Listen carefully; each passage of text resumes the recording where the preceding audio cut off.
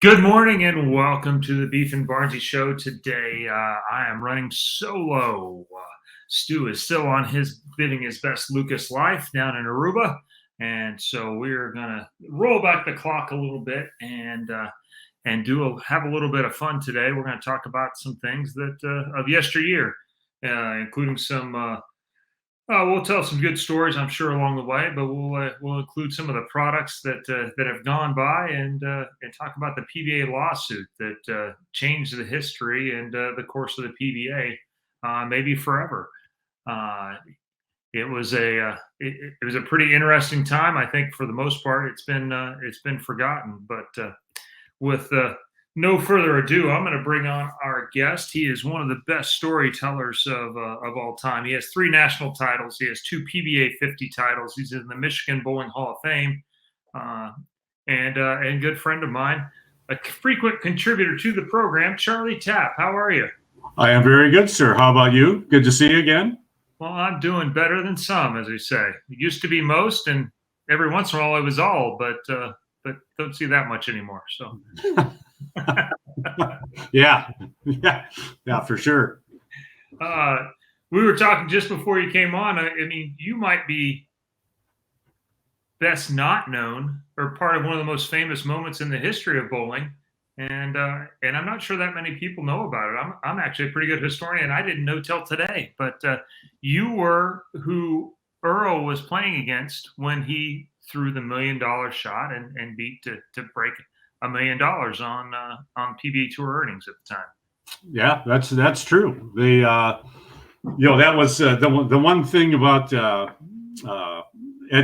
of at the time I was like the most famous, not the most famous, but the kind of like the number one person that hadn't won yet. Oh, and the title nobody. Yeah, exactly. And then you win and nobody gives a shit about you anymore. What was really funny about that tournament is the year before, I had made the cut and I made a really good run and I just missed the finals, like just by a handful of pins or whatever it was. And I told Joe Hutchinson, I said, Joe, I said I could win this tournament next year. And I said because it's just the way it was, the environment, the lanes, the whole shit, the whole works, Right. And so anyway, I get to the show and I go through the field and then I got bowl Earl, and like like the other 100 guys, I gave it a pretty good run. I bowled a pretty good game. Except the first shot, I leave the 4-7. I hit the 4 pin basically in the face, and it goes around the 7, and I got an open. I'm like, you got to be shitting me, And then, of course, then he gets up, strikes, and then he Greek church, and I'm like, oh hell, the game's even. I get up, wash out, but I made it. And then I hit the hot pocket pretty much every ball, and I finally got a double, in the 8th and 9th, and I thought just give me a shot at it anyway. And we got the first one, and he needed the second one to shut me out. He let it go, and I thought, oh man, he threw that horrible. I mean, the ball revved up like 5 times. He looked like me, and he took the 5-10 off the wall, and that was the end of it. So, but yeah, it was great. I mean, it just place was packed with people and all kinds of shit. So well, this is actually the moment here. So this is the Leroy Neiman. I'm in there. I'm probably the only one in that picture that's still alive. You're actually barely, but you're actually, that's me right there. Standing up with the ball in hand. Standing up with the ball, because as soon as he comes back, I'm going to throw it at him, and I'd probably miss him, but that's beside the point.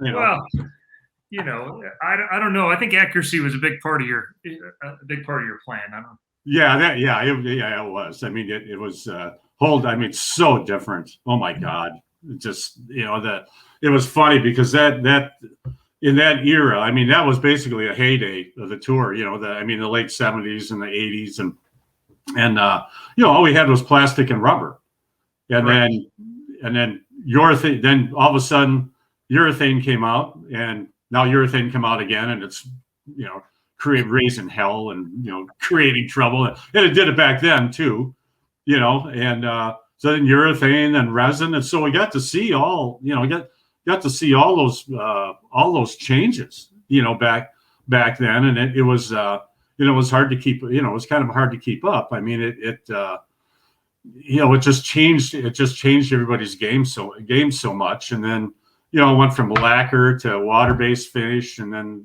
to what we have now, and that there was just so many transitions, of starting back then, and I mean, I remember when the angles and the hammers came out, that I think it was in Kansas City. I think that they released the angle in Kansas City, if I remember right. Did you bowl that? No, that would have been 80. 85 was when the angle came out. I was still in high school then. So. Okay, yeah. I forget. I wasn't even the best bowler in my junior league, let alone good enough to bowl with you guys. Charlie is tied forever with the best one-hit wonder of all time on tour. Oh, probably Toby Contreras. Oh. Yeah. Hey, Mike, I got something for you. Look, pal. How about this one? There's a little PW. Yeah, that's Mike Val's favorite wrist support right there. And I was on staff too. So there, how do you think of that? We haven't seen too many of those since Scroggins retired. So yeah, this was a great glove. It really was. We were bowling in Windsor, Ontario, and I was practicing with Pete Couture, God rest his soul. What a wonderful human being that guy was. Anyway. So he said, Charlie, put this perfect wrist on. I said, okay, so I put it on, and it changed my role completely and everything. Well, he didn't have another one, because the only ones that wore him at the time was Pete and Bill Spigner, and Eddie Ressler happened to have one, and so Eddie and I was crossing with him. He goes, Charlie, I said, I got one. He said, I never wear it. He says, you can have it. So anyway, he gave it to me. I made the show. Shit, okay, Yeah, this thing's awesome. All right. Yeah, but yeah, these things are great. So I do think one of the things gets overlooked. They go, oh, the guys are so powerful now, and they do all that. But lacquer finishes and some of these other things didn't allow for that to happen. I mean, why guys threw balls in certain eras is directly relatable to the equipment, for one, and two, what was going on with lane finishes. Oh, absolutely. Yeah, absolutely. I mean, there were obviously different ways to, I mean, everything was pretty much in the track. There wasn't a whole lot left of 15, Yeah. And I mean, everyone had to stay in the track, and it's just how you manipulated the ball to get it through the pins the right way. Of course, we didn't, that even that phrase didn't exist. And I tell a lot of the younger guys that I bowl with, well, this wasn't even around. And they go, what the hell are you talking about? I guess that, like you hardly saw any Greek churches, or you hardly saw any. You saw 8-10s. You didn't see very many 4-9s. I mean, you saw them, but it wasn't not like it is now. The whole, it was so much different. It was rare to leave a 4-9. The pins were lighter, but you still didn't cut through them with any. You just didn't have the angle, unless they were really fried at night, and then you might leave one, you might see one or two, but yeah, they didn't really exist that much. A lot of 8-10s, So, but yeah, it's great. As it all comes around, I mean, I left one last weekend, so Yeah, you could still leave them, Yeah. But yeah, it's just amazing how all of that it all changed, and there was no technology in the bowling balls, and even when there was, like when the hammers came out, you just drilled them over the label. But it's a 130 drill, and it's an 020 diff core, so it really didn't flare.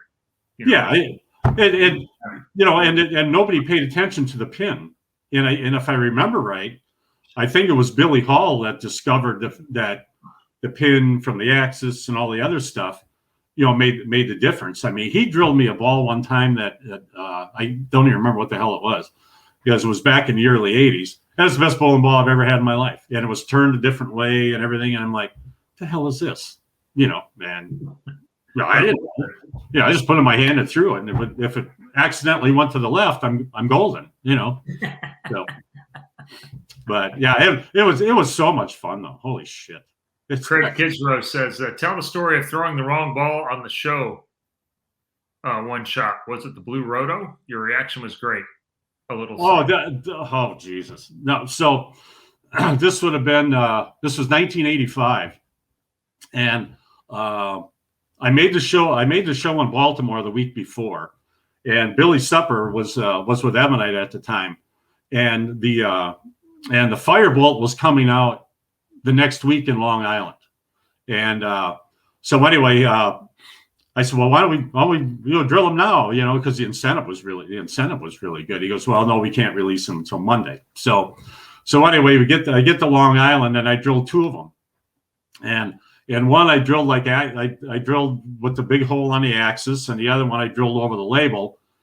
But the one I drilled over the label, well, he didn't do it till Friday night before the show, and they're two completely different layouts. And in fact, the one I blacked out the label because I just didn't like the way it was when I looked down the lane. So I'm bowling Amleto. I beat Don Janello the first game, and then I'm bowling Amleto, and Amleto just throwing it everywhere. Holy shit! Just 2, 4, 5. He misses it to the right. Just like so. We're halfway through the game, and I'm like, I got to be beating this guy. So anyway, I get up and I'm lined up pretty good, and I can't remember what the hell I left. Or what the hell I did. Anyway, I picked up, I get up and I get up to throw the next shot, and the ball's about a fourth of the way down the lane. I'm like, holy shit, that's the wrong one. What the hell, because I could see the label and it's white. I'm like, you got to be shitting me. I left it, and luckily I think I left a 2-pin, and I made it. I'm like, and I come back and I'm like, of course, if I don't say anything, probably nobody's even going to know, and I'm walking back and I'm like, oh shit, I can't believe I threw the wrong, and I'm like this, acting like a lunatic, and so anyway, I did, but yeah, that's what it was a Firebolt. It was Tom Doherty did exactly that same thing at the World Championship. He had an early shot that went sideways or whatever that went super light, and he threw the wrong ball. Same kind of thing. Well, now I don't feel so bad. And yeah, I think all of us have done it at some point. I'm not sure about on a TV show, but I know specifically I've either, like, now we have all the interchangeable thumbs. So if I have two balls on the rack at the same time, I make sure the other one doesn't have a thumb in it. So that makes sense. Yeah. So I can't. Yeah, that's true. I mean, I don't even know why the thing was on there. I threw it for practice. The practice balls before the show. Right. Just never took it off. Yeah, just never took it off. Yeah. And how often do you work out two balls that feel identical? Well, yeah, these days it was a different beast when you had to work out each one and get them to feel right and do the whole thing. So that was always an issue too. Oh my God. It's like the year before I went on a tour. This would have been this was in the middle 70s. I was bowling the ABC. We were bowling the ABC in Oklahoma City. So this had to be, 75, 76, and so I bowled with these guys from Minnesota, and we were sponsored by Munsingwear, and Munsingwear was in Minneapolis at the time. And so we had all the crazy pants and the shirts and all that stuff, And so anyway, we go to. I wish I should have put the picture up here. I got it somewhere. Anyway, so we all have like these goofy looking checkered pants that Guppy Troop would be proud of, and orange shirts and puka shell necklaces. So we're bowling, and at that time there was only one 300. There was only one 300 shot in the team event at the ABC. So, and that's when Les Schisler did it, like in, I don't know, 1963 or whatever, So anyway, I've got the front 8, and I'm throwing it, and it was really hot in the place and all this other stuff. So anyway, they go up to throw the 9th one, and it sticks on my thumb, straight up in the air, slams down to about the dots, and it's just going down the lane, just. And I turn around and the necklace breaks. So the ball's going down the lane. The puka shell beads are all over hell. They're in the gutter. Holy shit! You talk about embarrassing. There's like 300 or 400 people watching because, I got the front 8, and it's me, but anyway, oh my God, it was horrible. Then the next shot definitely came off. I think I got 3. So I shot 261 or whatever the hell it was. Oh my God. It was awful. It's just awful. So, but anyway. That's my buddy, the Coke Machine Killer. But then, oh yeah. Speaking of Toby, okay. Speaking of Toby. So what's really funny is Friday night, sometimes when you bowl, you don't even know who's in the finals, because you don't see them, just the way you're on there building the whole time. Yeah. So about the game before the position round, I think it was, and I'm bowling Sam Flanagan, and he goes, hey, Campwater. He goes, who the fuck is this guy that's jumping around all over the place? And I go, that's what are you talking about? He goes, yeah, that guy over there, and it was Toby. I didn't even know he was in the tournament, for Christ's sake, So anyway, but going into Friday night, Palmer Falgren had the lead by, I think, 200, and all of a sudden, he doesn't have the lead anymore. The slow wheel was in, obviously. Yeah. Oh yeah. That slow wheel. Yeah. That's what I was doing. Palmer turned 21 miles an hour before anybody did, I think. Yeah. Oh yeah. And so anyway, it's like, well, what the hell happened? So I look over and every shot he gets a straight. He's jumping a straight up in the air over the ball return. He's doing flips and Flanagan going, what the hell's wrong with this guy? So I don't know. And so anyway, position round, he wins a position round game. He's leading. And so okay, I get to the show. Shoot 279 the first game against Butch Soper. Then I bowl Palmer and I shoot 240, striking the 10th to beat him. And I'm like, now I got to bowl the jumping bean, And I'm like, holy shit, I'm thinking to myself, this is a lock. I am so lined up. Oh my God, so lined up, and it's just that. So of course, bringing 10, miss it. Attaboy, did right on. So another ring and 10, make it. So now I finally get lined up again, and I got him by the balls. I mean, the game's over, And we go into the 8th frame, and the rack's open a little bit. The rack was open a little bit, and I thought, well, I better re-rack. Yeah, no, and I think in my head, I said, well, I remember Hutch telling me one time, just look a hair further right, right. So I thought, shit, I ain't gonna re-rack it because I'd already took one. I'll just look a hair further right. There it goes. Left, Greek church. Holy shit. Now I put him in the game. And now all of a sudden he starts striking. You know how that shit goes. So I strike out and he needs a double. And I'm like, there's no way this guy's getting a double. Yeah, okay, sure. All right. See you later.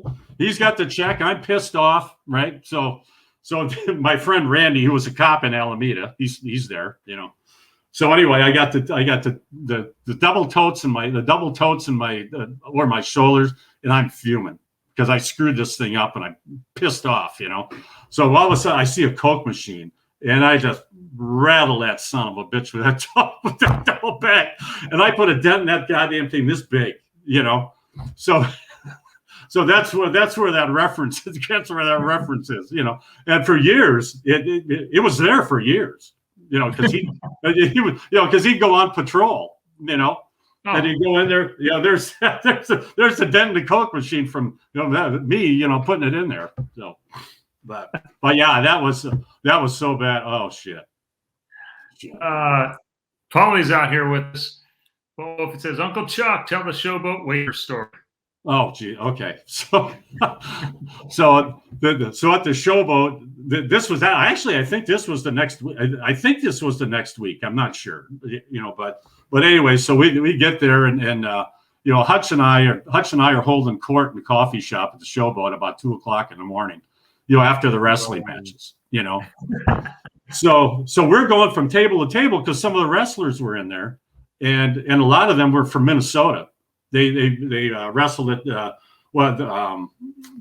guy that managed the hawk and animal, the Road Warriors. He was from Minneapolis, and he went to Yeah, yeah, oh yeah. It's really funny. Everybody thought that those guys they were bouncers. They were bouncers in a bar in Minneapolis. That's how they got discovered. And then what the hell was his name? Paul Ellering. He used to wrestle for the University of Minnesota. So all those guys were just guys from Minneapolis, that got the anyway. So we're going table to table, and the line, we're going up to the cash register, and there was this lady that worked in the coffee shop at the Showboat. She was there all the time. I mean, and she was kind of a heavy set blonde lady with a big nose. And the cash register, I mean, it was the ones where you push the button and the thing would go ding, and then the drawer would open. So we're in line and we're paying the bill, and Hutch has got everybody in. I don't know how many people in the coffee shop, 100, I don't know. Anyway, so he's going on and all this stuff. So he gets and the cashier's all pissed off, because it's total chaos because of us two idiots, and she's all pissed off. So she's pushing the button, and Hutch puts his elbow on the top of the cash register, and he grabs her by the nose. He's got her nose like this, and he's rubbing his thumb on her nose, and she's looking down, so her eyes are crossed. I mean, it was fucking hysterical, right? So he's got her like this, and he's rubbing her nose, and he goes, you look a little tense. He goes, you may be suffering from hemorrhoidal flare-up. And that was it. The whole place went nuts. I mean, it's holy shit. It was crazy. I'll tell you, and Hutch is just, I don't know, God almighty. We had so much fun. Good thing neither one of us drank. Holy crap, we'd have been in jail and every other goddamn thing. But oh God, he was funny. Jesus. I just gone over today. What's that? How do you think that had gone over today? I wouldn't know. Not about with a flu, probably. Yeah. Well, we didn't really zero in on anybody to pick on anybody. It was just, it just happened. Just by the nose, it'd probably been assault charges today. Oh yeah. Oh yeah. It's crazy. Yeah. So yeah, it was. It's just, oh man. Just yeah. Oh, God Almighty. It's just, he's just crazy. But yeah, I mean, you never knew what the hell he was going to say, And the first guy that I ever traveled with was Joe Natoli, this kid from Milwaukee. Really, really good guy. Joe's really good. Joe? Yeah. And so we traveled together. We just had so much fun. And the way I met Hutch is that. Yeah, thanks, Darling.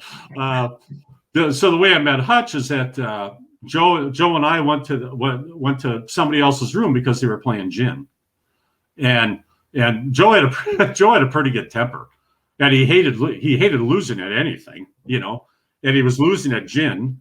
He broke a lamp and the chair, and all this stuff like that. Really? And then I got to meet a couple of the other guys from California, like. One of the other guys I traveled with was Clay Adams. Oh my God! Here's a good story about Clay. We're speaking of Kansas City.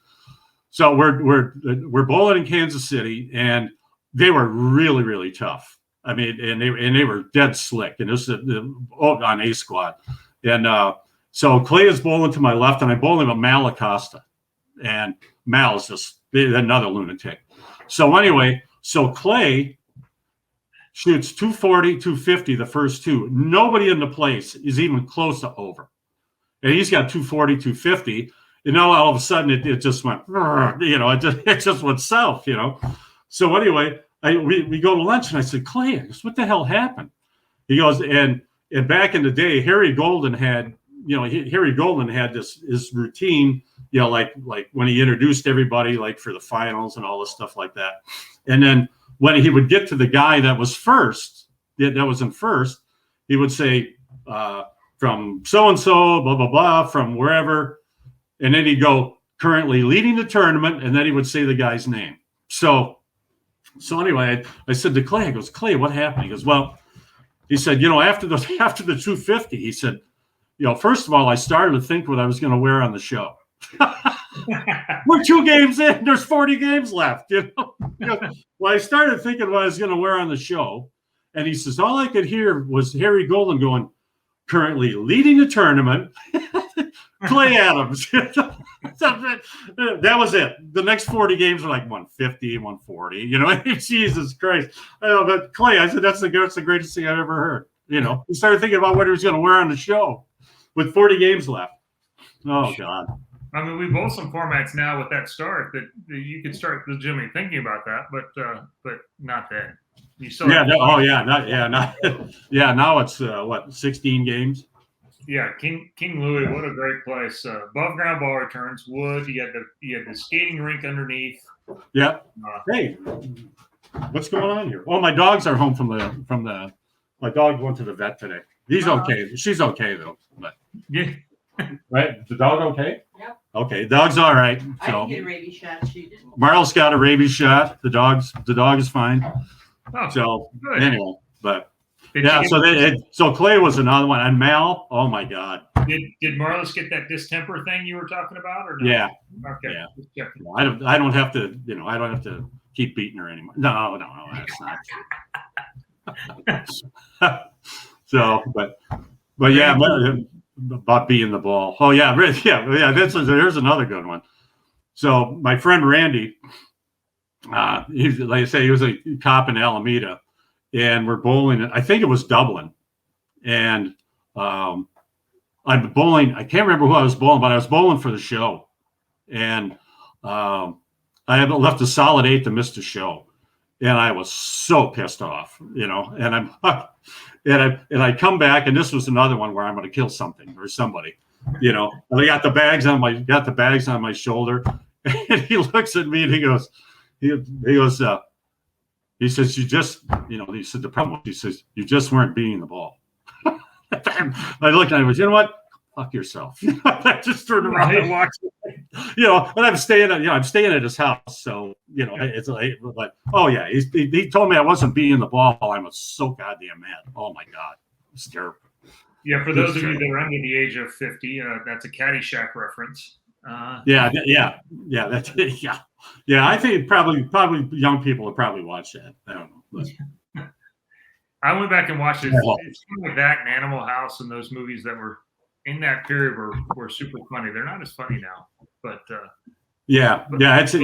some of them still, some are still okay. Yeah, they stood the test of time. Before we get to the next one, I do want to talk. Once upon a time there was controversy on the PBA tour. A few times, obviously the National Bowling League, which didn't make it very long. They tried to split off from Eddie, and then later on there was a PBA lawsuit that really, in a lot of ways, changed the course of the PBA in a lot of ways. So, what the short version of what that was, and what it was about, and how it turned out. Okay. Yeah. What it was is that there was a group of us, Hutch, Bill Straub, Pikachu, Dave Husted, and I know I'm leaving a couple of guys out, but anyway, we got to talking. Is that there were no hotel deals. There weren't really any. Other than incentives, there was nothing. There was nothing. There was no benefit to what we were doing. So what we thought we'd do is that we got, and everybody chipped in $50. Everybody that was on tour, chipped in $50, and they said, well, we'll start looking into this stuff. So anyway, like I lived in Minnesota at the time, so I called Lynn Shoes and I said, listen, we got 125 touring guys that maybe Lynn's could be the official shoe of the TPB or the Touring Professional Bowlers. And so I called Lynn Shoes, and they liked that idea.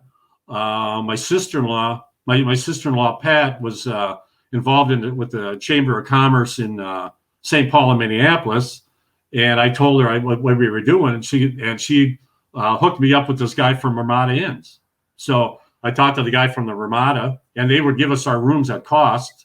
We would have to stay at a room, or you have to stay at a Ramada, but everybody would stay there, and they would get, so there was several other things, and the PBA got wind of it, and they kind of blew it out of proportion. They thought we were going to run tournaments and all. Yeah, and no, we didn't want anything to do with that. All we wanted was something that would help us subsidize, what we were trying to do. Cheaper shoes, cheaper hotels, things like that. And that's how it started.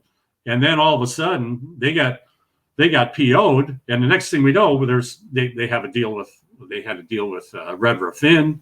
They had a deal with there were a couple other ones. Oh, Lynn's, and so we're like, well, what the hell, So it was kind of a restraint of trade type of thing, and it just kept going and going, and then all of a sudden there was grumblings about the lane maintenance, and there were some situations there that were proven that there was some shenanigans that went on.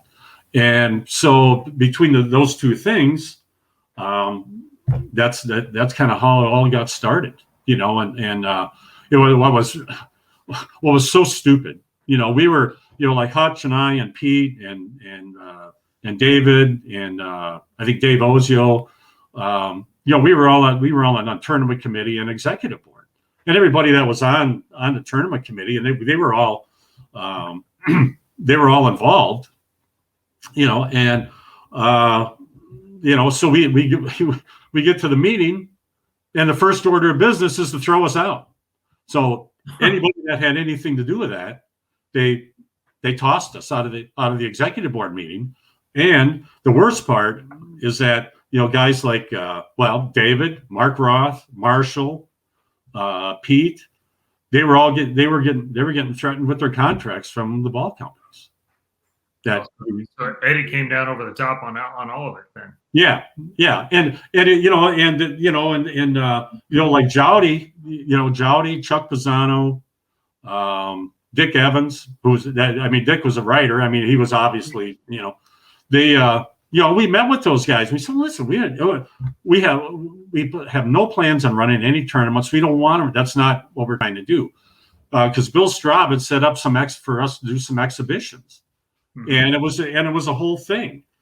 We did one in Lincoln, Nebraska, and it went, trick shots and Sure. All kinds of stuff, and it went really, really well. And that's all we were trying to do. And it just got blown out of whack. And holy shit! And next thing you know, we're in court up in Seattle, Washington, and the PBA was going broke. They blamed us, but of course, this is the old regime. But what had happened is that. The guys finally had there was finally a retirement deal, and you had to have I think it was 175 tournaments to be vested in the in the plan. Right. And and there were points for where you finished and stuff like that, and and some of the guys did pretty well. I think Tom Baker's was like $100,000. Something like that, and so it was plenty of money, and they were taking money out of there to support the tour, and it just got to be a real mess. Yeah, that was post Eddie, right? That was Anna Nora, and then maybe was that Shippey and some of those guys? Yeah, yep, and and we had talked to Eddie too, and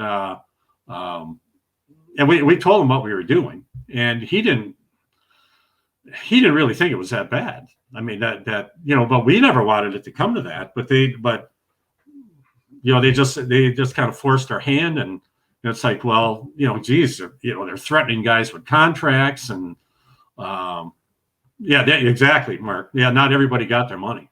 No, by the time they spent some of that, I don't think Pete got his. I know Houston didn't get his. Bakes didn't get his. And they had a lot. They had a lot. Some of us, the guys that were a little bit older, like I got mine, Hutch got his. It wasn't at the, it wasn't as much as, like what those guys got. But yeah, it was bad. It just got really bad. And and I tell the story to some of the guys. I mean, over the course of however many years, because this would have been in 80. Oh, what the hell was it? 87, 88, or whatever the year was. But anyway, I'd never gone any more than probably 4 tournaments in a row without a check or a finals or something like that. And all of a sudden, I was into 14, 15 weeks without a check. So anyway, I can't remember who I called. It might have been Hutch. And I said, you know what, I'm going to, just for the hell of it. So I called Joe Antonora. And I told him, I said, Joe, I said, I think I'm going to take my name off the lawsuit, And then he was babbling all this stuff, and and he said, okay, well, you do it, with prejudice or whatever it was. I said, okay, right. I go to the next tournament and I made the show. Huh. And Tommy Kress. I can't. I bowled with Tom, or I bowled next to Tommy Kress, and I didn't bowl any. I mean, I didn't bowl any worse or any better than I did any of the previous times. And all of a sudden, I'm on the show. I mean, come on. It's just, and the bad part about it, even if that wasn't what happened. The attitude of a lot of the guys that were involved in the lawsuit, they thought that's what was going on. And I think Steve Wonderlick had a real problem with that, because it was just like the same thing for him. And there were other guys too. And if it's one or two, that's coincidence, but I don't know when it's, when you got guys being threatened with their contracts and all kinds of stuff. It's, yeah. And it was bad. And then of course the new owners came in and bailed everybody out. But I thought that the Microsoft guys took care of everybody, but evidently not. I think when that solved, they knew it was there, but it wasn't funded. And it wasn't properly set up, and so it didn't end up being a requirement to fulfill it. So, yeah. I mean, the whole thing was a train wreck for a little while, and a few guys may have gotten some money, but then as they got comfortable and got their and got entrenched, then realized there wasn't going to be enough blowback. And that's really too bad because when those guys, like David and Mark and. Man, they had some really good years. Well, Pete's on that list. What's that? Pete's on that list. Yeah. Oh, yeah. Yeah. You can imagine what that looked like. Yeah. Yeah. And that's really too bad. I know, because I talked to a couple of them. Of course, this is many years ago, but yeah, that's too bad. So, but then it's a lot of this stuff comes full circle. The complaints are the same. The complaints are the same now as they were. It was funny when I first joined, and Dick Ricker and Wayne Zahn had they were walking around with a legal pad getting signatures because they wanted to send it to it was the ABC at the time. They wanted to send it to see if they would raise the dues, the ABC dues, a quarter. And okay. If they would raise the dues a quarter and give that to the PBA, because there were, how many millions of people were there that were ABC members at the time? It was probably 8 or 9 million, I think. Not like it is now where it's barely a million, but they'd send it to the ABC with and he wouldn't do it. A quarter, and it's still, they're still trying to get.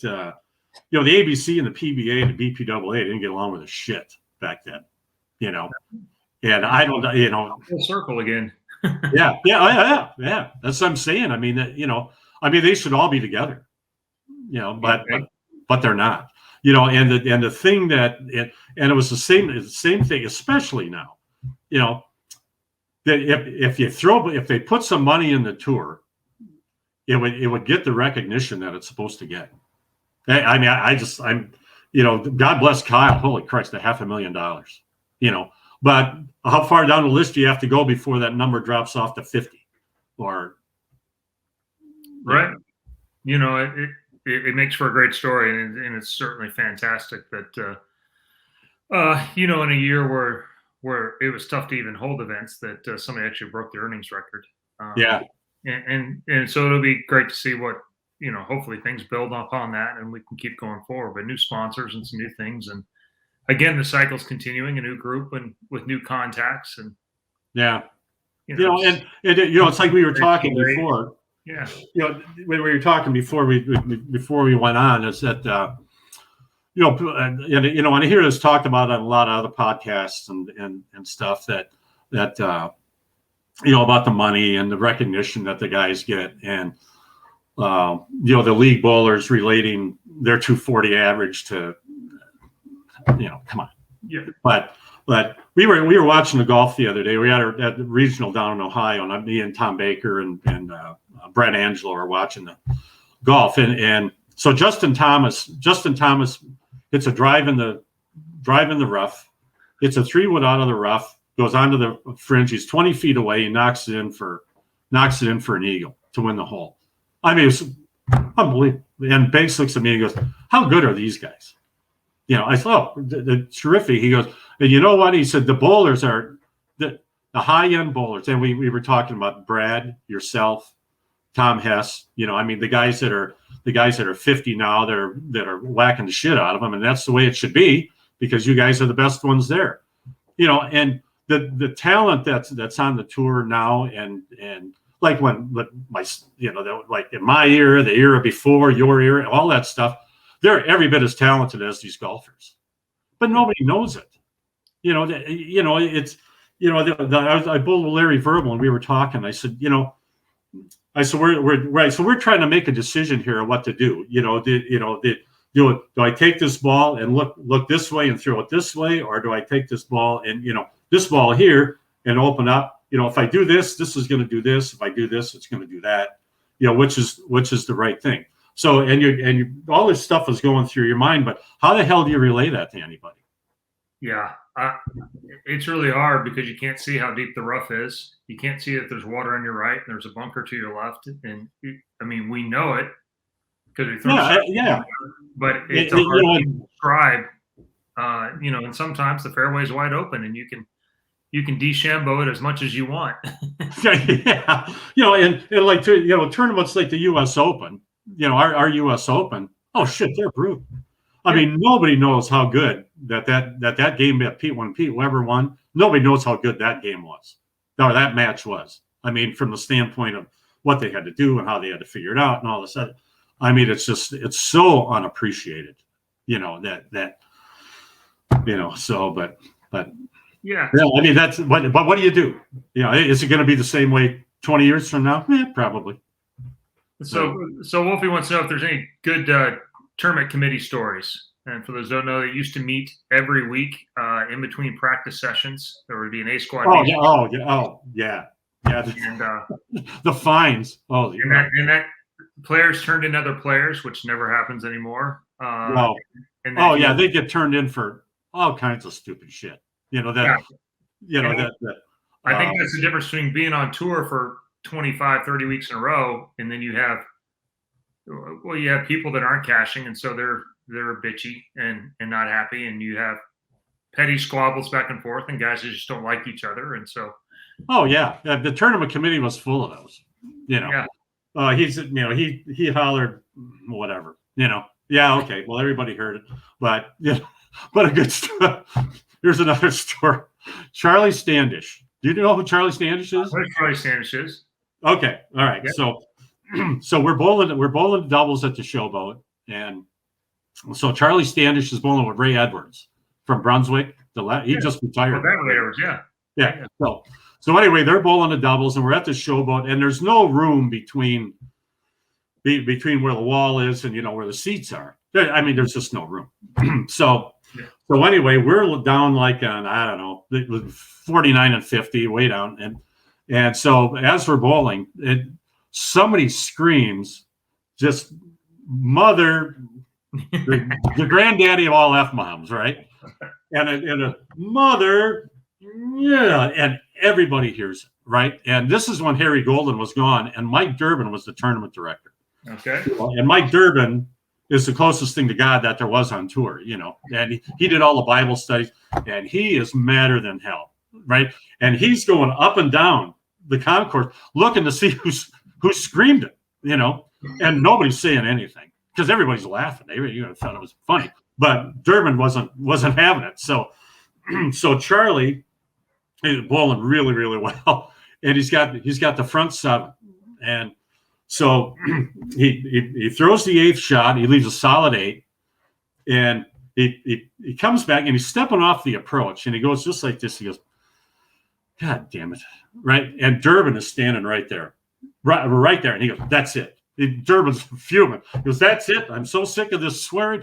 And I mean, you couldn't hear it if And so Charlie gets up and makes the spare, and Durbin's got the ticket already written for him, and he's handing it to him. That's $100, Right.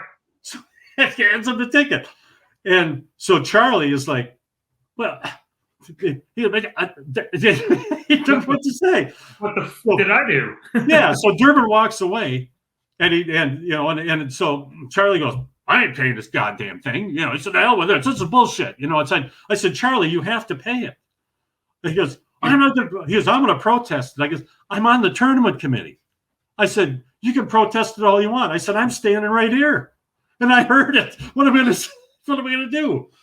I said, "You got to." "Oh God, this is bullshit, right?" Anyway, he said, "The guy screams mother," He goes at the top of his lungs. He said he can't find him. It's like he's looking for D.B. Cooper. He said he can't find him. He goes, and I say, "God damn it!" And God is standing right next to me.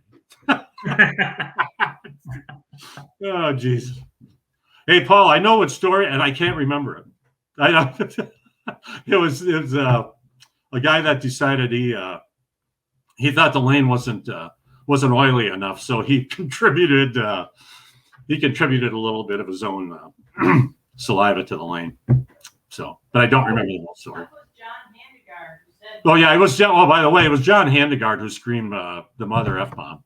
Really? Oh yeah, and he was bowling with Stefanich, and like I say, we're on 49 and 50, and they were on 27 and 8. That's a good You one. heard it just like I'm talking to you. Yeah. Oh yeah, it was great. Showboat brought out the best of a lot of people. Yeah. Oh Jesus. Oh, unbelievable. And he never got caught. Yeah, there's every once in a while there would be one like that. Even when I was out there, that at the very beginning, guys still turned people in because Ernie was still on tour, and Walter. And so, oh God! But every once in a while there'd be one like that where somebody would scream so loud that everybody just went, "Oh, well, somebody else is going to turn him in," and then nobody would turn him in. Yeah. But speaking of Walter, oh God. So between him and Harry Sullins with the clothing and all that stuff, and the dress codes and all that. So we're bowling in Toledo, and you had to go in by 1 and 2, and the paddock's at 59 and 60. So you had to walk all the way through, and every year we were there, snow was asshole deep every year. It was crazy. Yeah. So I'm walking in, and I've got 3 double totes on my, because there was no wheel bags at the time, So I got three double totes on my back, and I'm about halfway through. I'm covered with snow, and I'm walking up, and I'm going past, and he goes, "Hey," and Walter's coming the other way, and I said, "Hey Walter, how you doing?" He goes, "Where's your belt?" I said, "My belt. I'm carrying balls in, you asshole." It's Jesus. And it's in the middle of winter, and then we bowled the tournament, and I happened to be crossing next to Walter, and so he stops me. I'm getting up on the approach to throw a shot, and he stops me because I got a Dockers tag on the back of my belt. So he says, "Do you have a knife?" I goes, "No, I don't have a knife. What the hell am I going to do with it? If I had a knife, I'd stab you, But so here comes Harry Sullins, the other schmuck and he's got a knife. So they're standing there, cutting the docker's tag off my pants before I throw a ball, and it's in the middle of a game. What are you guys? Are you crazy? I said, who gives a shit what I'm wearing? Go cut Mark Roth's belt loop off, or Earl, or somebody else that somebody's watching. They don't give a shit about me.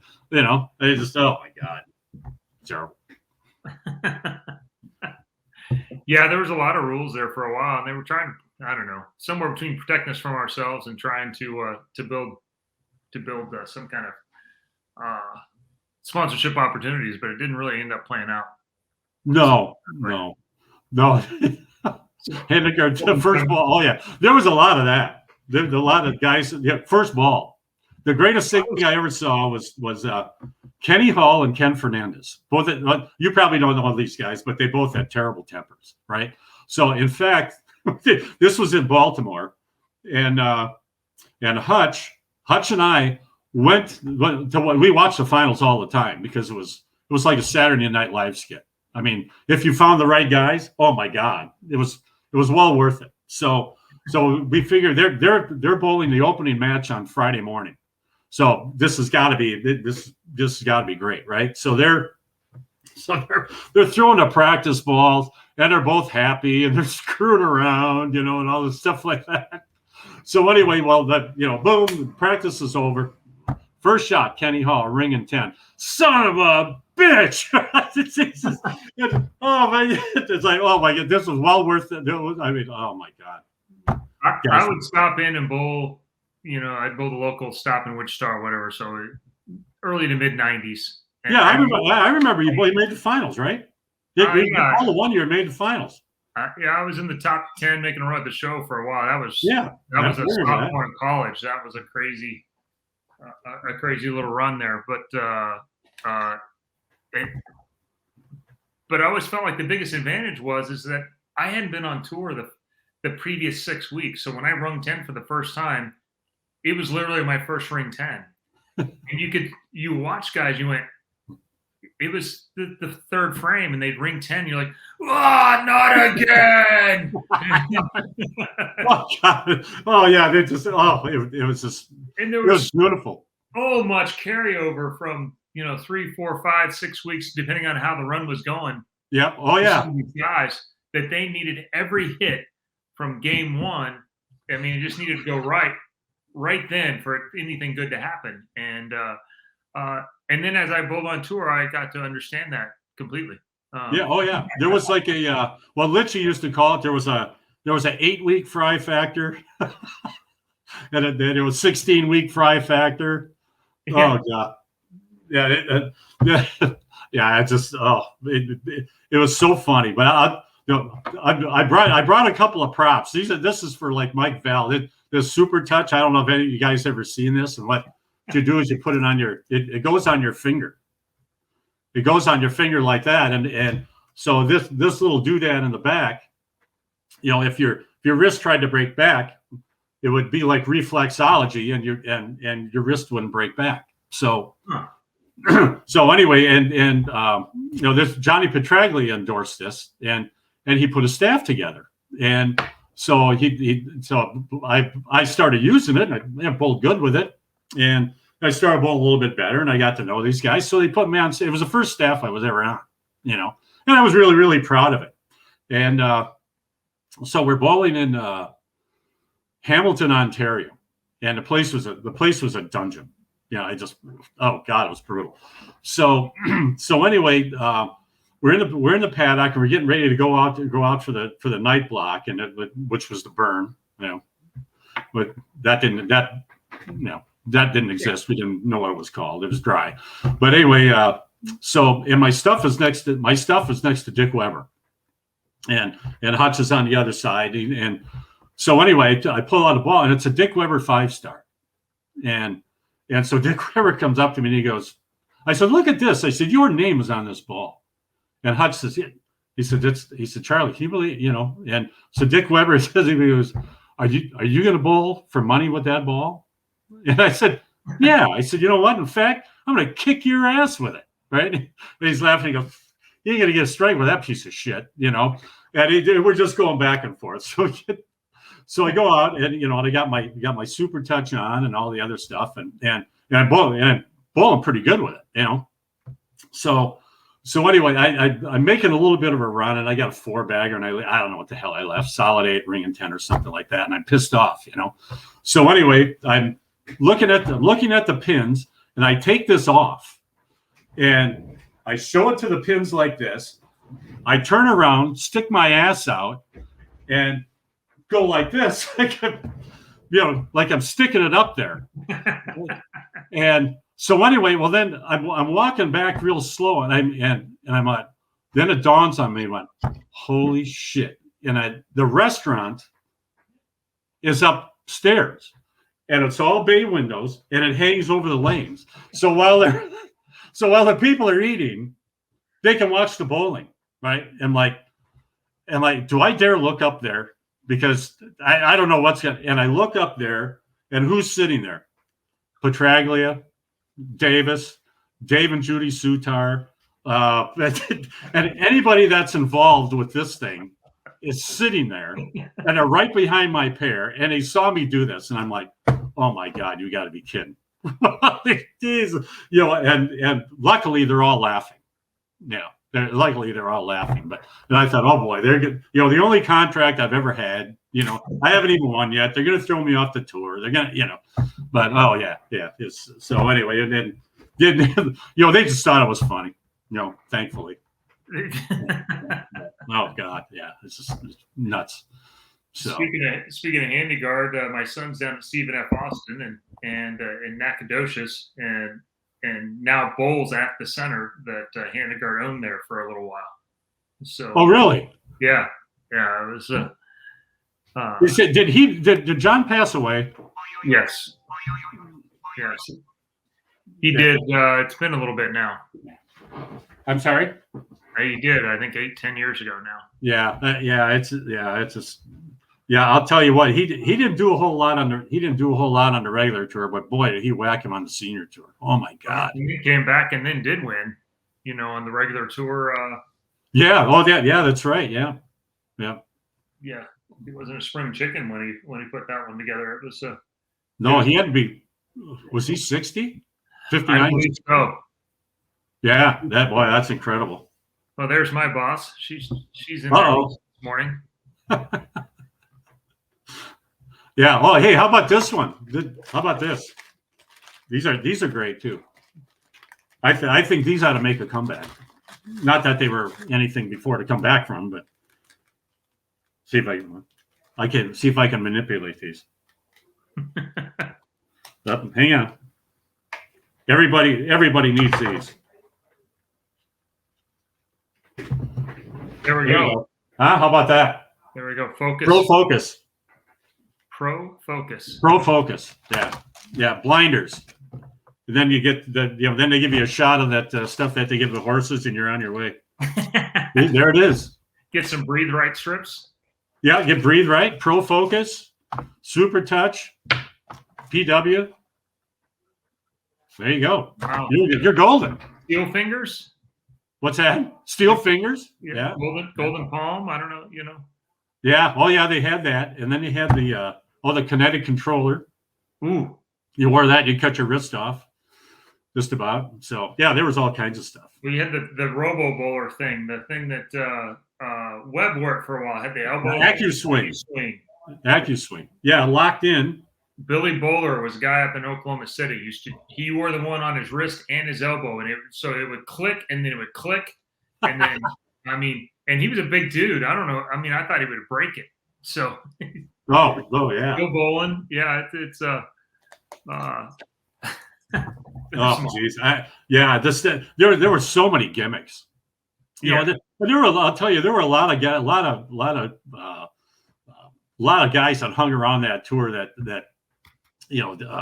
Ponzi schemes and oh geez, they were all over the place. Coaches and it's a oh god, what the hell was the one they were selling? It was stuff that you would put in your gas tank if you had a diesel, because diesel cars came out like in the early 80s. They were real popular. In fact, Hutch had one. He had an Olds Delta 88 diesel, and if it got cloudy, it wouldn't start. And we were in the what the hell were we? We were bowling the World Open, and he tried to get a room on the first floor so he could plug the car in, so it would start. Well, anyway, the room was on the 5th floor, so he ran an extension cord from the 5th floor down to his car in the parking lot. It was crazy because the car wouldn't start if it wasn't plugged in. When I first went out on tour, and Joe Natoli and I drove across the country in the damn snowstorms and all this other crap, and I get there, and there's a plug sticking out of the grill of the car, and guys would say, "What the hell is that?" I said, "Well, you plug the car in." So what do you mean you plug it in? So yeah, it's wintertime. You plug it in, and it circulates, it heats and circulates the water. Now you're full of shit. No, when you live, it's 20 below zero. Yeah.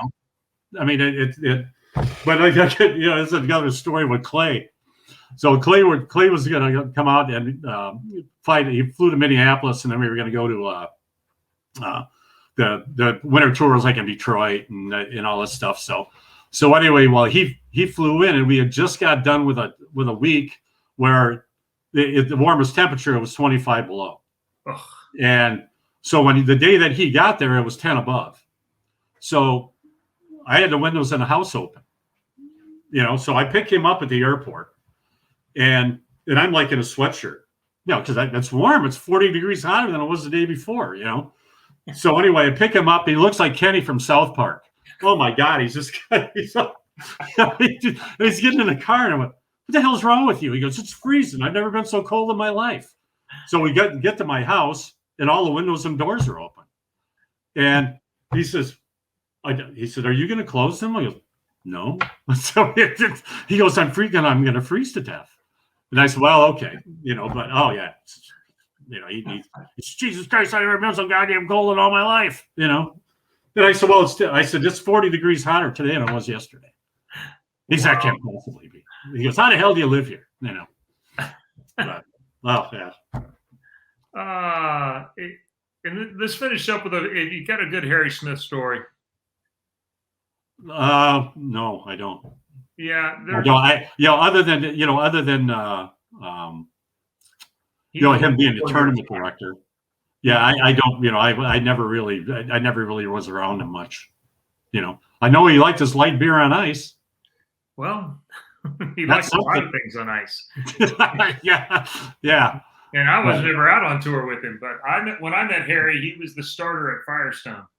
I met him through Fred Borden, and I was lucky enough to get to go play the course and talk with Harry for a while. And man, when you dug into the legend, he was. He was. Yeah. I mean, I remember watching him when I was a kid, on television. But yeah, I never, I'm not that old. I didn't bowl in that era. I mean, I got a Roy Buckley story. Roy just passed away. He's just Roy was so funny. Oh God. Yeah, my second tournament ever, I bowled in Syracuse, and I bowled with Don Bell, Louis Moore, and Roy, and we're sitting there on the bench, and he hadn't said anything nobody said anything. It's only my second tournament. I don't know anybody. Mm-hmm. So when he always had his towel on his shoulder, So anyway, he came back. He wasn't really bowling that well, and he takes the towel off the shoulder and he hits me on the leg, and he goes, "Tap water." I've never met him before. He goes, "Tap water." He goes, "Nothing wrong with me. That 300 wouldn't hurt." 300, ring and 10, strikes out, goes 300, 290. I'm like, oh, that's how this goes. And I'm thinking to myself, shit, there ain't nothing wrong that 210 wouldn't hurt. Of course, I blew 140. That's yeah. But he was such a nice guy. Roy Buckley was so good. I just once you got to know him, he was funnier than hell. Oh God. And the other guy that was just, and I miss him to this day, is Pete Couture. Pete was just, oh God. When the day that he died, when we found out that he died, Hutch and I talked to each other, and it was just, it was really, really tearful, really, really sad, because he was such a good guy. But we went to London for the AMF Grand Prix. This was 1984. And so they had they would send 2 guys to like Paris. They sent a couple guys to Germany and all that. And then so Pete and I, our exhibition was going to be at the house that we were bowling at, which was right down the street from the hotel where we stayed. And so anyway, so we walked down there, and for the exhibition, nobody showed up. No one. So Pete and I and Harry Golden did the lanes. So Pete and I, what we did is we were the nails that were sticking up out of the boards. We tapped them down so Harry could run the lane machine. And the nails wouldn't tear it apart. So anyway, so we on the way home, we get on the bus. We get on the bus to head home, and hardly anybody showed up for any exhibitions because they hated the Americans, for whatever reason, Well, anyway, so we get on the bus, and Pete and I are sitting by each other, and Bob Hanley and his wife were on there. Gil Sliker and his wife were on there, and I can't remember who else. Well, anyway, we're sitting there, we're talking, and this guy gets on the bus, and he looks at it, and he goes, and he starts bitching us out because we're from America. And he goes, "Why don't you son of a bitches go home where you belong?" And Pete looks at me and he goes, "Who's this asshole?" I said, "That's the guy that wants to kill us." He goes, "What do you mean?" He goes, "Well, listen to him.